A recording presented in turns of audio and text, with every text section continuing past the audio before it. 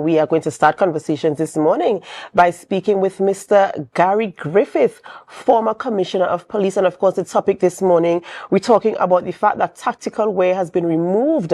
Only 4 units, I believe, of the TTPS are now able to wear the tactical wear as instructed by the Commissioner of Police, earlier here with Christopher. And we're speaking with Gary Griffith this morning to go through the conversation as we talk about that specific topic. Good morning, Mr. Griffith, and welcome.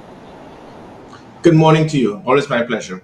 Right. It's always a pleasure to speak with you as well, especially when we speak about matters relating to the TTPS. We know that you're a guy, you have information, you have strategy, and of course you have a measure of foresight that the average citizen of Trinidad and Tobago might not have. And so we're talking about the fact now that the uniforms, we saw just yesterday, I think they were returning, the police officers were returning the tactical gear, and now we're back to the grey and blue. My information also says that there are only 4 units within the TTPS who are still allowed to wear the uniform. What is your position on this instruction and this decision that was made quite recently? Yeah, well, again, it's something that should have been done years ago when I was Minister of National Security, and I saw this type of cheap imitation to try to dress in a tactical manner. And you could buy these uniforms anywhere on the side street. You could buy it in Pennywise. And that is what the police were using. So whoever was the acting commissioner of police that decided that the police must all be tactical, which is totally ridiculous. You can't have a police service with the uniform, the prime uniform being a tactical uniform. That was the start. And then the uniform being so cheap, it made it easily accessible for any criminal element to get in a cargo pants, or that's a BDU, or a jersey, a sweater, and all of a sudden you can imitate a police officer. As Minister of National Security, that was since 2013 to 2015. I started putting systems in place to have it changed. When I left office, the other persons in the handover, they never continued that process. When I became Commissioner of Police, immediately I started with that process because it's something that should have been removed years ago. So well done to the police service by doing what was required years ago, but it shouldn't have reached the point that you're doing it only because we have reached the point of kidnapping. And I think that is what we have totally diverted from the real issue. It is about kidnapping and because persons imitating police officers is a small percentage of the problem that is taking place now because of kidnapping. But as we stick with the uniform, when it is that we did all the research, it is again embarrassing that a previous acting commissioner of police who actually got a national award with the intelligence level to state, well, let's give it a chance. Is that how you lead? But you no research, no data, give it a chance. And then you have the Welfare Association saying, well, let's spend 6 months to see if we can get the real uniform. This was already done. We did all the research and we understood that the gray uniform, that colonial uniform, because the material is not conducive to our climate. So, we criticized, we said, let's remove the colonial aspect of our coat of arms, but we bring back the police now to go back to the colonial uniform they had in the 60s and 70s. So that uniform is not conducive to our temperature, our climate. And then if we make it even worse, because of 21st century policing, that is why the uniform that we got approval for was able to ensure that you have the equipment that is assigned to police officers, every police officer, from the radio that is clipped to the clip-on, to the body, to the belt, to the tasers, the pepper spray, the baton, and then the firearm for minimum use of force. None of these things can be done going back to the colonial grade because in the 60s never had that type of equipment. So and I was just about to ask Mr. Griffith, what constitutes a good, suitable uniform for the TTPS? Because you mentioned going back to the colonial uniforms. What constitutes an acceptable type of uniform for the police service to ensure that they can carry all the equipment that they need when they are policing? Yeah, definitely. And it's not the old colonial gray uniform because it's just a shirt. So if it is we feel that we're going to remove the tactical gear to bring this uniform to people who will not imitate the police, total nonsense, because there are tens of thousands of those uniforms that were sidelined by police officers and they may never have returned all. So there may be a lot of that already out there. So all you're doing is just changing the type of uniforms that the same criminal elements will now imitate. What was required was, for example, this badge. This badge, when it is that I introduced this badge, it was to ensure and make it mandatory that every police officer must wear this badge with his number and then you could ask the officer, let us see your police ID to make sure it equates with what is on this badge. Because of pettiness and small-mindedness by old MacDonald, Jacob, and Earl Christopher, that no longer became mandatory. They are now coming back now to reignite all of the things that they shut down out of sheer pettiness, to go back to tell the police officers, yes, you must wear the badge. That here would have played a big part to be able to identify police from thief.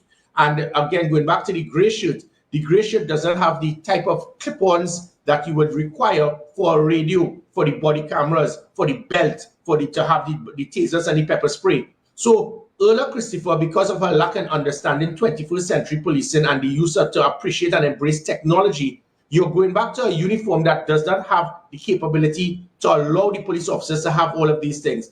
And so the importance for the police uniform has to do with being conducive to the climate, also to make sure that you have the accessories that can easily be clipped on to the type of uniform. And just as important, people say that the image is not important. It is very important. The image of how a police officer looks plays a big part to how the person operates. If you wear an old washed out shirt, how you're going to walk, act, look, and even be respected by other people, it is going to change compared to the uniform you wear. That is why when we did the research, it was equivalent to that of the NYPD. And you had that uniform, but as I said, with the tasers, the pepper spray, the badge, the police badge, the body camera, the radio, and all of these things, making that individual look and feel the part of a police officer. It will make it very difficult for anyone to imitate a police officer. But going back to an old colonial gray shirt and a dress pants, that definitely is a step backward. Speaking about imitating a police officer with uniform, the current uniform that they are now returning, it was easy to acquire, as you mentioned. Isn't there something that should be put in place to ensure that the uniform, no matter what they decide to go with, cannot be easily accessible or replicated or duplicated or to present itself as looking as a police officer? There must be something in place to hinder this type of accessibility. Yes, and maybe it is you should be an advisor to this present police commissioner, because what you said, you've hit the nail on the head. She is so totally clueless and totally does not have the capability to understand these things. So by just saying, let's move away the tactical gear and give them back the colonial gray shirt and a dress pants, and that's going to be the avenue. No, as I said, you got tens of thousands of these uniforms that would have been shelved by officers who did not return it. So they will have other persons who can now imitate police officers just using a different uniform.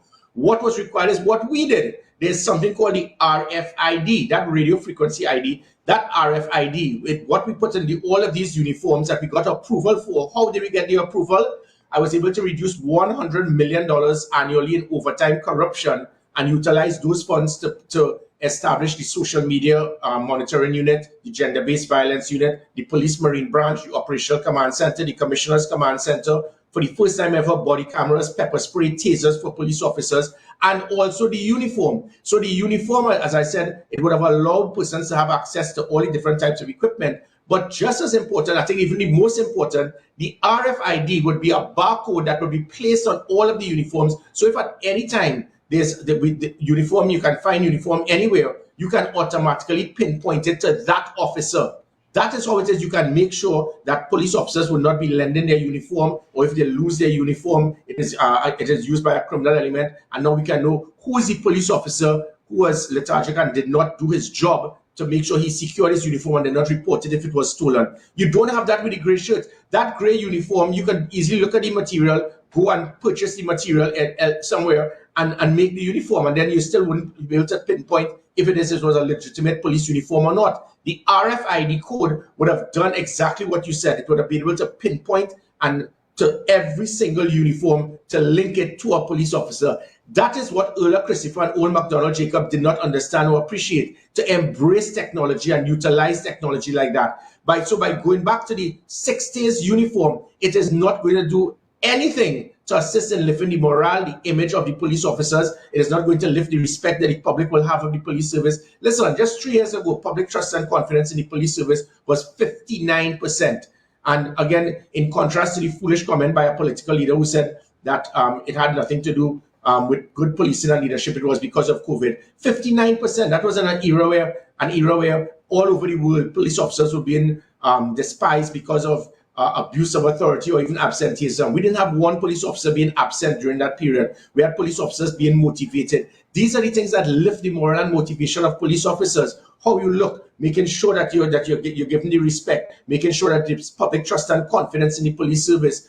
How you look has a big part to play in it. The uniform has a big part to play in it. Going back to the 60s, using an old washout gray uniform that is not conducive to our climate, and it does not allow you to have the attachments required for 21st century policing, and you do not have the RFID barcode to pinpoint who owns each uniform. It is now a step again. You took 2 steps forward and now 3 steps back. So, Mr. Griffith, you mentioned that prior to now, to this period, the police, it wasn't a requirement for them to produce their badge. I find that to be a little bit concerning. Because as we know, people are replicating the uniforms, which is the reason why we are here where we are today. How is it that producing your badge is not a hard and fast requirement for the TTPS when they are going, whether it's to a home invasion, whether they're going to mediate a situation?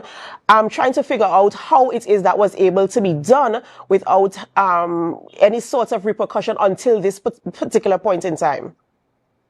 Well, the reason being is because of poor leadership. What I did is I put something known as SOP, Standard Operational Procedures, where under the police regulations, certain things would have been mandatory.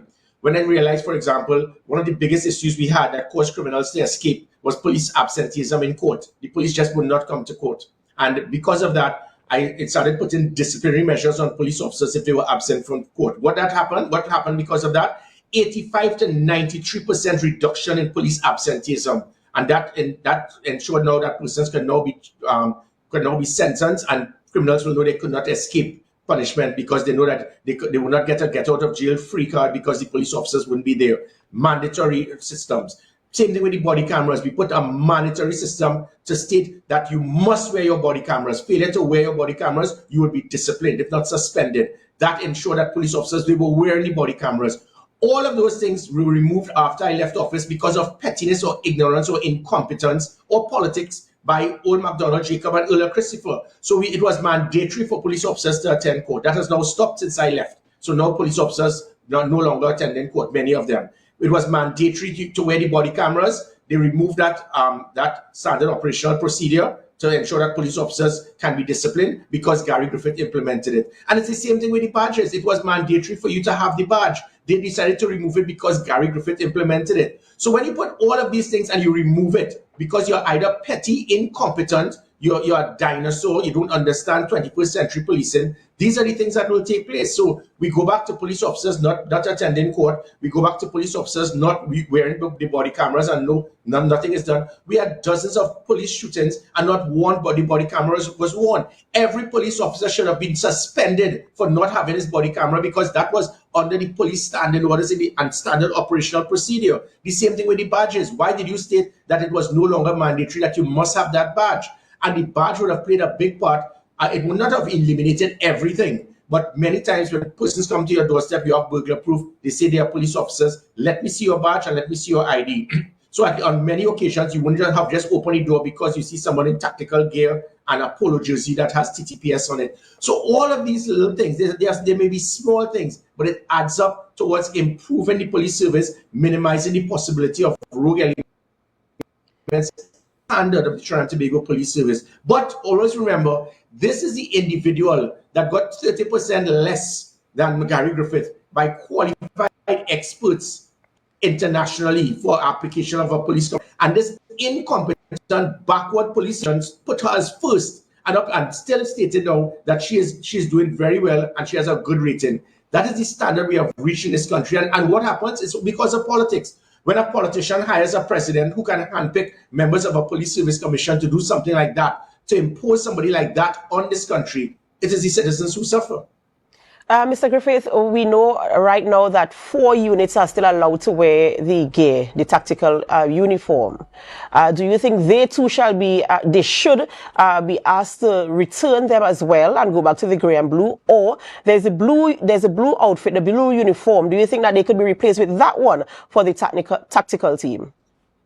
Well, what I did again, as police, I changed those specific units, whether it be Special Operation Response Team, the MOPS, the Guard and Emergency Branch, the IATF. These elite units that will be the front line in operational and tactical matters. We changed it into them having the camouflage, and I made the request for the blue camouflage outfit to be able to, so it will not be imitated with the Defense Force, which is camouflage green. And that is where most of them would be wearing that type of either the pixel gray or the blue camouflage. So that is where it is, I think, that the tactical units should be wearing, rather than the old cargo, the BDU cargo, and that old blue jacket. It is cheap. It doesn't look good. There are security companies that look more professional than police officers wearing those uniforms. What we need is a degree of uniformity.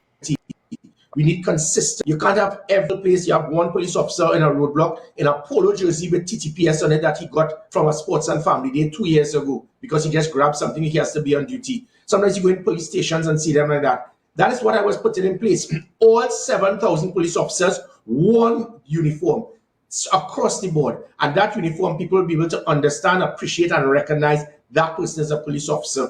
But when you look all over, police officers are different uniforms. So, which is what I got the approval for. We got everything. So to hear the head of the Police Welfare Association state, well, let's spend 6 months to see how we can find the right fit. We did it. The research was done. We don't get out of sheer pettiness, small-mindedness by old McDonald, Jacob, and Earl Christopher. They removed the tender, and it was there. It was ready to be ordered. It is exactly to what the uniform that is by the Jamaica Police Service now, and as I said, NYPD, Chicago, and a couple others. It is the same type of.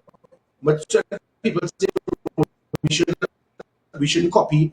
That we were behind the 8 ball on. So the specific tactical units, I would recommend that they stay in the camouflage tactical gear that is not similar to the Defense Force, and remove that old BDU, that cargo pants, and that cheap-looking blue jacket that I said security companies look better than police officers wearing those.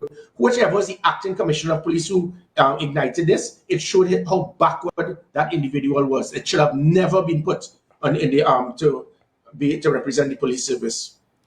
Mr. Griffith, it's always a pleasure speaking with you and getting your opinions, of course, on matters pertaining to the TTPS, the management of crime. And now we're talking about uniform here on the island of Tobago. And I do hope that this process is a seamless one. I see the officers already returning their uniforms. It is what it is, and this is what we have to do. This is where we are for now. And I do hope that, of course, as I said, it's a seamless process and we can get back to the business of managing crime here on the island of Tobago. In closing, is there any additional information or anything you'd like to share with our viewers this morning? Well, I'll ask all persons who will be going to Tobago this week for Carnival, be safe, be vigilant, try as best as possible to support the police service. It is hoped that that the things that would have been ignited just about 3 years ago that I did to have Tobago was never so safe. The National Operations Center, the Special Operation Response Team we had systems in place to be able to secure the borders. We had the Police Marine Branch, we had the Damen vessel, all of these things that have been shut down and removed. I give you the assurance that as soon as the general election is over and I would be in the next government, I would make Tobago safe again. Absolutely, absolutely amazing. Thank you so much, Mr. Griffith. Always a pleasure speaking with you, and we do hope that you have a wonderful, wonderful day.